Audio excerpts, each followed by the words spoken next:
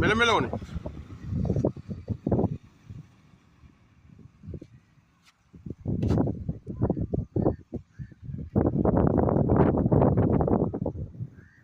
గాడ అట్లా మలుపుల కాడ ఆడగిన రేసిన అనుకోండి చక్కగా కంపల్సరీగా ఇంకా అది మెయిన్ టర్నింగ్ మెయిన్ మనకు సెకండ్ గేర్ ఇంకా ఫస్ట్ సెకండ్ గ్రౌండ్లో ఇంకా సెకండ్ కంటే ఇంకా థర్డ్ గేర్ పడదు.